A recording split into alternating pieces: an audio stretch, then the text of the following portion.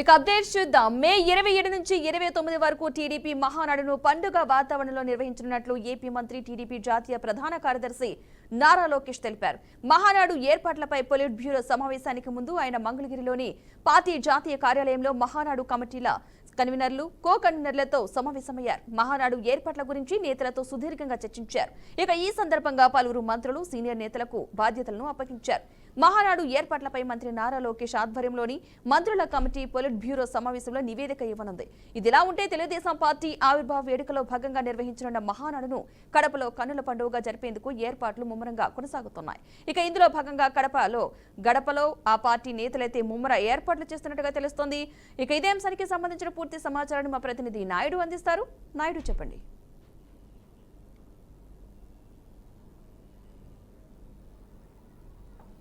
Thank you Padma. ఏదైతే TDP polit bureau సమావేశం ఈరోజు మధ్యాహ్నం నుంచి ప్రారంభమైంది. అంతకుముందు పొలిట్ బ్యూరో సమావేశానికి సంబంధించి ఇటు మంత్రులు కావచ్చు, అదేవిధంగా సంబంధించి టీడీపీ పొలిట్ బ్యూరో సభ్యులు కొంతమందితో కూడా నారా లోకేష్ అయితే దీనిపై కూడా పూర్తిగా చర్చలు జరిపిన అంశం కూడా ఉంది. ప్రధానంగా చూసుకున్నట్టయితే ఈరోజు పొలిట్ బ్యూరో సమావేశం సంబంధించినంత వరకు ఈరోజు పహల్గామ్లో జరిగినటువంటి ఉగ్రదాడి, అదేవిధంగా దాని తర్వాత తదనంతర పరిణామాలపై కూడా దీంతో కూడా చర్చించినట్టుగా కూడా తెలియవచ్చింది. ఏదైతే పహల్గామ్ దాడిలో మృతి చెందిన వారికి కూడా నివాళులు అర్పించే కార్యక్రమం కూడా చేపట్టారు. అదేవిధంగా చూసుకున్నట్టయితే టీడీపీ కూటమి ప్రభుత్వం ఏర్పాటయ్యి 11 నెలలు పూర్తి కావచ్చిన నేపథ్యంలో దీనికి సంబంధించి ప్రభుత్వం తాలూకా సంక్షేమ పథకాలు, అదేవిధంగా ప్రభుత్వంపై ఉన్నటువంటి ఏ విధంగా ఉంది అన్న దానిపై అయితే మాత్రం పూర్తిగా కూడా పొలిట్ బ్యూరోలో కూడా ఈరోజు చర్చించే అవకాశం కూడా మనకి ప్రధానంగా కనిపిస్తూ ఉంది.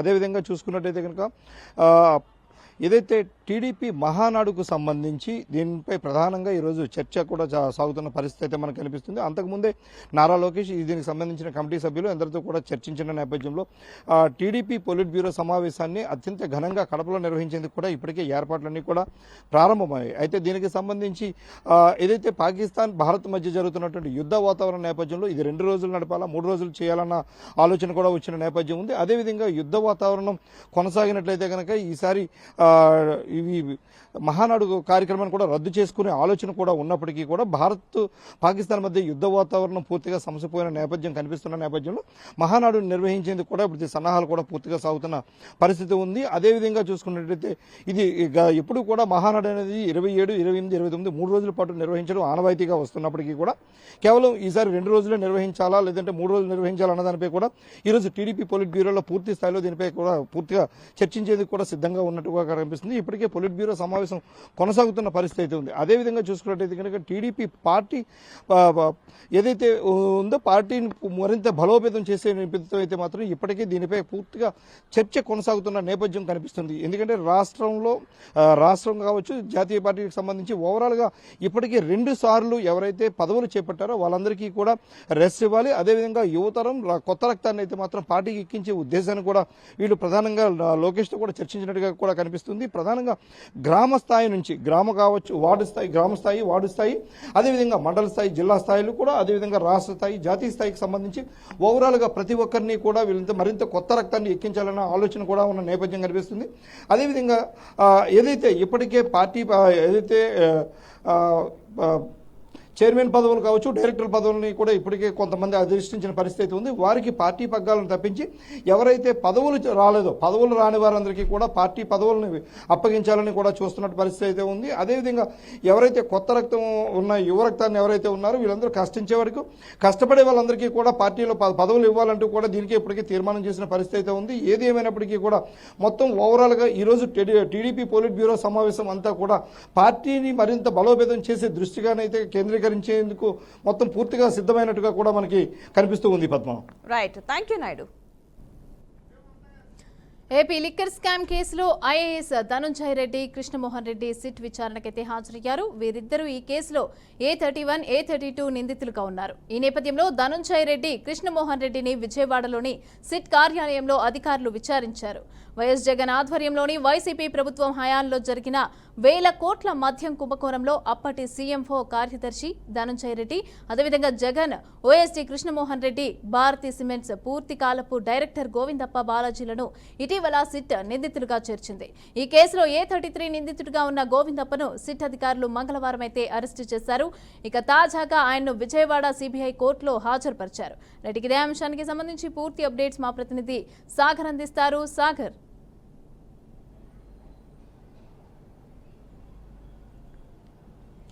2019 నుంచి 2024 కాలంలో వైసీపీ ప్రభుత్వం హయాంలో ఉన్నప్పుడు వేల కోట్ల రూపాయల మద్యం కుంభకోణం జరిగిందని చెప్పి ఇప్పటికే దీని మీద కేసు అయితే నమోదైంది. ఈ కేసులో A1గా కసిరెడ్డి రాజిరెడ్డి ఉన్నారు, A31, A32, A33గా గోవిందప్ప బాలాజీ ఉన్నారు. ఈయన జగన్ హయాంలో పూర్తిగా ఆర్థిక వ్యవహారాన్ని ఈయన చూసేవారని చెప్పి ఈయన మీద రీసెంట్గా కూడా ఆయన పేరు నమోదు చేయడం జరిగింది. A31, A32 చూసుకుంటే సీఎం ఆఫీసులో మొత్తం కూడా కీలకంగా వ్యవహరించిన ఐఏఎస్ అధికారి ధనంజయ రెడ్డి ఉన్నారు. A32గా చూసుకుంటే ఎవరైతే కృష్ణమోహన్ రెడ్డి ఉన్నారో ఈయన కూడా జగన్మోహన్ రెడ్డికి ప్రత్యేకించి ఓఎస్డీగా పనిచేశారు. సో వీళ్ళు ముగ్గురు కూడా అరెస్టులు ఇప్పుడు చాలా కీలకంగా మారిపోయాయి. ముఖ్యంగా చూసుకుంటే గోవిందరాజప్ప మీద కేసు నమోదు కాగానే ఈయన పరారీలోకి వెళ్ళిపోయారని చెప్పి ఒక సమాచారం ఉంది. ఈయన వెతికి పట్టుకునేందుకు ఏదైతే సిట్టు బృందం 3 బృందాలుగా అనేక రాష్ట్రాల్లో కూడా గాలింపు చర్యలు చేపట్టింది. ఇప్పటికే తమిళనాడు, కర్ణాటకలో తీవ్రంగా గాలించిన తర్వాత కర్ణాటక, తమిళనాడు సరిహద్దుల్లోని బీఆర్ హిల్స్ అటవీ ప్రాంతంలో ఈయన ఉన్నారని చెప్పి సమాచారం. ఆయన మీద మాటు వేసి ఆయన మంగళవారం ఉదయం 11 గంటలకి ఎరకనగడ్డ కాలనీలో ఓ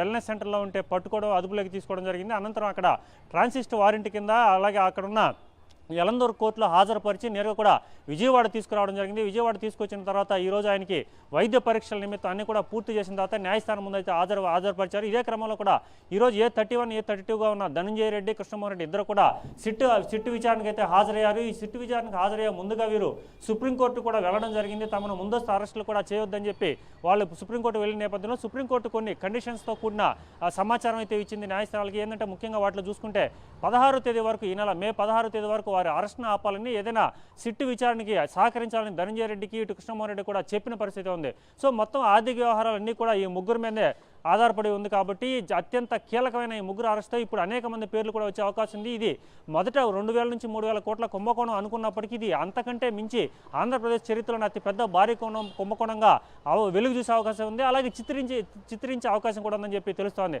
మొత్తం మీద చూడాలి, ఈ రోజు సిట్టు హాజరైన ధనంజయ రెడ్డి, కృష్ణమోహన్ రెడ్డి జగన్కి అత్యంత సన్నిహితులు కాబట్టి మరికొన్ని పేర్లు భవిష్యత్తులో చేర్చే అవకాశం ఉంది. మరి ఎవరెవరు పేర్లు చేస్తారు, నేరుగా జగన్మోహన్ రెడ్డి పేరు కూడా చేర్చే అవకాశం ఉందని చెప్పి ఈ కేసులో మనకు కొంత విశ్వసనీయ సమాచారం ఉంది. చూడాలి మరి ఈ కేసులో ఎంతమంది పేర్లు నమోదు చేయబోతున్నారు, వీళ్ళు ఎవరు పేర్లు చెప్పారు, అలాగే కేసు ఎలా నడబోతుంది, ఇవన్నీ కూడా చాలా ఇంట్రెస్టింగ్గా ఆంధ్రప్రదేశ్లో జరుగుతున్న కేసుల్లో ఇప్పుడు లిక్కర్ కుంభకోణం కేసు కూడా ఒకటి చెప్పవచ్చు. మమత, రైట్, థ్యాంక్ యూ సాగర్. తెలంగాణలో సీఎం మార్పు ఖాయమని, సీఎం రేవంత్ రెడ్డి స్థానంలో బీఆర్ఎస్ అధినేత కేసీఆర్ సీఎం అవుతారని బీజేపీ నేత ఎన్వీఎస్ఎస్ ప్రభాకర్ సంచలన వ్యాఖ్యలు చేశారు. కాంగ్రెస్ పార్టీలో బీఆర్ఎస్ పార్టీ విలీనం కానుందని హాట్ కామెంట్స్ చేశారు. కేటీఆర్ నాయకత్వంలో పనిచేస్తానన్న హరీష్ రావు వ్యాఖ్యలే అందుకు నిదర్శనమన్నారు.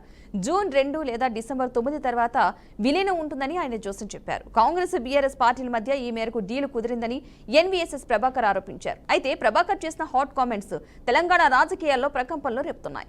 ఇక ఇదే అంశానికి సంబంధించిన పూర్తి సమాచారాన్ని మా అవుట్పుట్ ఎడిటర్ వెంకట్ అందిస్తారు. వెంకట్, మాజీ ఎమ్మెల్యే బీజేపీ సీనియర్ నేత ఎన్వీఎస్ఎస్ ప్రభాకర్ కొన్ని కీలక వ్యాఖ్యలు చేయడం జరిగింది. ప్రెస్ మీట్ వేదికగా ఆయన చేసిన వ్యాఖ్యలు ఇప్పుడు ప్రస్తుతం తెలంగాణ రాజకీయాల్లో చర్చనీయాంశంగా మారాయి. ఆయన చేసిన వ్యాఖ్యల సారాంశం కాంగ్రెస్ పార్టీలోకి బీఆర్ఎస్ విలీనం అయిపోతుంది. దాని డేట్ కూడా మెన్షన్ చేస్తూ చెప్పాడు. 2 డేట్లు ఇవ్వడం జరిగింది. ఒకటి జూన్ 2 అంటే 2014 జూన్ 2 అధికారికంగా తెలంగాణ రాష్ట్రం ఏర్పాటైంది. ఆ డేట్ను ఒకటి మెన్షన్ చేశారు. డిసెంబర్ 9 అంటే యూపీఏ 2 హయాంలో మొట్టమొదటిసారిగా తెలంగాణ రాష్ట్ర ప్రకటన చేసిన డేట్ అది. చిదంబరం అప్పటి ఆర్థిక శాఖ మంత్రి చిదంబరం చేశారు. సో ఈ 2 డేట్స్లో ఖచ్చితంగా కాంగ్రెస్ పార్టీలోకి బీఆర్ఎస్ విలీనం అవుతుందని ఆయన చెప్పారు. విలీనం అయిన తర్వాత వన్స్ రేవంత్ రెడ్డి స్థానంలో సీఎం కేసీఆర్, మాజీ సీఎం కేసీఆర్ మళ్ళీ సీఎంగా అవుతారని ఒక జోస్యం చెప్పినట్టుగా చెప్తున్నారు. అంటే ఆయన చేసిన కామెంట్స్ అయితే కొంత చర్చనీయాంశంగా మరి అఫ్కోర్స్ ఏంటంటే గతంలో ఇప్పుడు బీఆర్ఎస్ లేదంటే కాంగ్రెస్ బలంగా చెప్పేది ఏంటంటే బీఆర్ఎస్, బీజేపీ ఒకటే, వచ్చే ఎన్నికలు ఇద్దరు కలిసి పోటీ చేస్తారని కాంగ్రెస్ బలంగా చెప్తుంది. కానీ వాటికి కంప్లీట్గా భిన్నంగా ఎన్వీఎస్ ప్రభాకర్ మాత్రం చాలా పెద్ద అలిగేషన్స్ చేయడం జరిగింది. త్వరలోనే ముఖ్యమంత్రి మార్పు జరుగుతుందని, ఈ 2 డేట్లలో కాంగ్రెస్లోకి బీఆర్ఎస్ విలీనం అవుతుందని, దానికి సంబంధించి ఇటీవల రీసెంట్గా ఈ మధ్య జరిగినటువంటి ప్రెస్ మీట్లో హరీష్ రావు చేసిన వ్యాఖ్యలు, మాజీ మంత్రి హరీష్ రావు చేసిన వ్యాఖ్యలు నిదర్శనం అని చెప్తున్నారు. అంటే దానికి కేటీఆర్కి నాయకత్వం, పార్టీ నాయకత్వం నాయకత్వ బాధ్యతలు అప్పచెప్తే ఆయన కింద పనిచేస్తాను, దానికి తనకు ఎలాంటి బేషిజాలు లేవని పనిచేస్తానని చాలా స్పష్టంగా చెప్పడం జరిగింది. సో ఆ వర్డ్స్ని కోట్ చేస్తూ ఎన్వీఎస్ ప్రభాకర్ చేసినటువంటి వ్యాఖ్యలు మాత్రం చర్చాంశంగా బాగా అంటే వైరల్గా మారాయి. సో అందులో ఎంత నిజం ఉందనేది సెకండరీ, బట్ ఒక పొలిటికల్ లీడర్ ప్రాస్పెక్ట్లో ఒక పక్కా ఇన్ఫర్మేషన్ ఉంది అన్నట్లుగా ఆయన చేయటం మాత్రం అందరూ రాజకీయ వర్గాల్లో ఒక టాపిక్గా మారింది. Right, thank you Venkat. ఏపీలో మెట్రో రైలు ప్రాజెక్టులపైన కీలక ముందడుగు పడింది. ఇక పలు విదేశీ బ్యాంకుల ప్రతినిధులతో metro rail corporation MD Ramakrishna Reddy భేటీ అయ్యారు. తక్కువ వడ్డీకే రుణం ఇచ్చే బ్యాంకులతో ఎండీ సంప్రదింపులైతే చేస్తారు. ఈ సమావేశానికి కేఎఫ్డబ్ల్యూ, ఏఎఫ్డి, ఏడీబీ, అలాగే అదేవిధంగా ఎన్డీబీ, ఏఐబీ, అదేవిధంగా జైకా, ప్రపంచ బ్యాంక్ ప్రతినిధులు హాజరయ్యారు. వీరంతా కూడా విజయవాడలో ప్రతిపాదిత మెట్రో కారిడార్లను క్షేత్రస్థాయిలో పరిశీలించారు. అనంతరం నిర్వహించిన సమావేశంలో విశాఖ మెట్రోకు 6,100 కోట్లు, అదేవిధంగా విజయవాడ మెట్రోకు 5,900 కోట్ల రుణం సమీకరించాలని నిర్ణయించారు. ఇక త్వరలో కేంద్ర రాష్ట్ర ప్రభుత్వాలతో విదేశీ బ్యాంకుల ప్రతినిధులు చర్చలు జరపనున్నట్టుగా సమాచారం. రైట్, ఇదే అంశానికి సంబంధించి పూర్తి అప్డేట్స్ మా ప్రతినిధి సాంబశివరావు అందిస్తారు. సాంబశివరావు,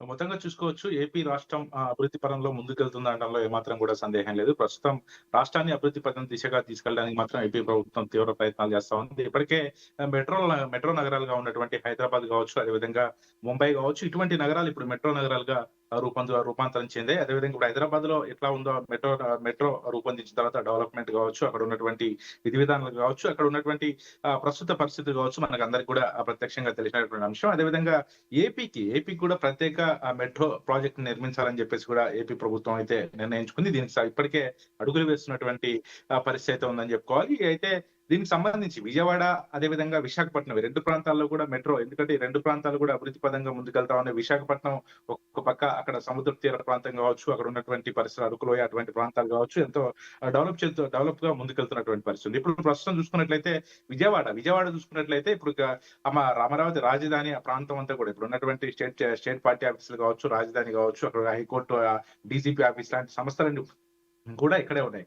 అటువంటి నేపథ్యంలో ఇప్పుడు మెట్రో రైలు నిర్మాణం ఇక్కడ జరగాలని చెప్పేసి ఈ ప్రాజెక్టుకి శ్రీకారం చుట్టారు. దీనికి సంబంధించి ప్రపంచ బ్యాంకుల ప్రతినిధులతో కూడా మెట్రో రైల్ ఎండి రామకృష్ణారెడ్డి కూడా భేటీ అయ్యారు. భేటీ అయ్యి ప్రస్తుతం అయితే ఈ ప్రాజెక్టుకి సంబంధించినటువంటి రామకృష్ణారెడ్డి అక్కడ ఉన్నటువంటి బ్యాంకు ప్రతినిధులందరితో కూడా మాట్లాడడం జరిగింది. ఎందుకంటే ఇప్పుడు విశాఖపట్నంలో చూసుకున్నట్లయితే 6,100 కోట్లు, అదేవిధంగా ఇక్కడ విజయవాడలో చూసుకున్నట్లయితే 5,900 కోట్లతో ఈ యొక్క నిర్మాణానికి ప్రస్తుతం ఉన్నటువంటి పరిస్థితుల్లో రుణం కావాల్సింది. అయితే ఈ నేపథ్యంలోనే ఇక్కడ రుణం పొందడానికి అయితే ప్రత్యేకంగా కూడా ఈ సమావేశం జరిగిందని చెప్పుకోవచ్చు. Right, thank you Sambasivarao. ప్రధానమంత్రి నరేంద్ర మోదీ అధ్యక్షతన జరిగిన కేంద్ర కేబినెట్ సమావేశంలో కేంద్రం కీలక నిర్ణయాలు తీసుకుంది. ఆపరేషన్ సింధూర్ తర్వాత జరిగిన ఈ తొలి కేబినెట్ మీటింగ్ లో సెమీ కండక్టర్ ఇండస్ట్రీకి ప్రోత్సహించేలా ఆమోదం లభించింది.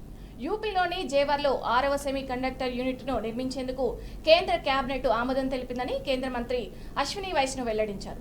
ఇందుకు 3,706 కోట్లు కేటాయించినట్లు తెలిపారు. బెంగళూరు, నోయిడాలో చిప్స్ హబ్స్ ఏర్పాటుకు, తిరుపతిలో ఐఐటి విస్తీర్ణకు సైతం కేబినెట్ ఆమోదం తెలిపింది. రైట్, ఇదే అంశానికి సంబంధించి మరింత సమాచారం మా ప్రతినిధి శ్రీనివాస్ అందిస్తారు. శ్రీనివాస్, ప్రధాని నరేంద్ర మోడీ ఆధ్వర్యంలో ఇప్పటికే కేంద్ర కేబినెట్ కూడా జరగడం జరిగింది. దీనికి సంబంధించి ఇప్పటికే సింధు జరిగినటువంటి ఘటన కావచ్చు, ప్రాంతంపై జరుగుతున్నటువంటి భారత్ యుద్ధమే కావచ్చు, దీనికి సంబంధించిన అనేక విషయాలు కూడా ఇప్పటికీ చర్చలో జరిగింది. దీనికి సంబంధించిన అనుబంధాలకు సంబంధించిన విషయాలను కూడా పూర్తిగా చర్చించడం జరిగింది. దీనికి సంబంధించి కేంద్ర మంత్రులు కూడా ఒక స్పష్టమైన నివేదిక కూడా తయారు చేయడం జరిగింది. ఏదేమైతేనేమి పూర్తి స్థాయిలోని భారత్ సిసిఎస్ సంబంధించినటువంటి విధి విధానాలకు సంబంధించినటువంటి అనుబంధం కావచ్చు, దీనికి సంబంధించినటువంటి దేశ భద్రత కావచ్చు, దేశకు సంబంధించినటువంటి అనేక సైనిక సంబంధించినటువంటి విషయాలకు సంబంధించినటువంటి దళాలకు సంబంధించినటువంటి స్వేచ్ఛకు సంబంధించినటువంటి కూడా ఒక విధి విధానాలు అయితే ఇప్పటికీ ఖరారైనటువంటి పరిస్థితి. ఈ కేబినెట్ పూర్తిగా తీర్మానం కూడా చేయడం జరిగింది. అనేక విషయాలకు సంబంధించి కేంద్ర ప్రభుత్వం నుంచి అనేక దేశ సరిహద్దులే కావచ్చు, ప్రజల సంబంధించినటువంటి ప్రపంచవ్యాప్తంగా ఉన్నటువంటి అనేక దేశాలలో భారత్ సంబంధించిన సంబంధాలు, దీనికి సంబంధించినటువంటి దేశ స్థాయిలో ఉన్నటువంటి అనేక భద్రతా బలగాలు, ఇంటర్నల్ గా ఉన్నటువంటి పరిస్థితి ఏంటి, సంబంధించినటువంటి సింధు సంబంధించినటువంటి ఘటన జరిగిన తర్వాత దీనికి సంబంధించినటువంటి అనేక విషయాలను క్షుణ్ణంగా చర్చించి కేబినెట్ అయితే ఒక ఆమోదం తీసుకుని జరిగింది. దీనికి సంబంధించి అనేక బడ్జెట్లు కూడా కేటాయిస్తూ పూర్తిగానైతే ఒక విషయం అయితే కొలిక్కొచ్చినట్టు తెలుస్తుంది. ఇది Right. ప్రధాని నరేంద్ర మోడీతో పాటు సంబంధించినటువంటి అనేక కేంద్ర మంత్రులతో పాటు కేబినెట్ అయితే ఒక అప్రూవల్ రావడం జరిగింది. రానున్న దేశ భద్రత గురించి కూడా సరిహద్దుల్లో ఉండాల్సినటువంటి సైనికకు సంబంధించిన విషయాలను కూడా పూర్తిగా చర్చకు సంబంధించిన అనేక విషయాలు క్షుణ్ణంగా పరిశీలించి కేంద్ర మంత్రులు కావచ్చు, సంబంధించినటువంటి కేబినెట్ లో ఉన్న అనేక మంత్రులు ఆమోదం పొందడం వల్ల ఒక దేశ భద్రతలో కాదు సైన్యానికి సంబంధించిన విషయాలు కొలిక్కొచ్చిందని చెప్పుకోవచ్చు. ఇది ప్రధానమంత్రి నరేంద్ర మోడీకి సంబంధించినటువంటి విషయాలు ప్రధాన విషయాలు.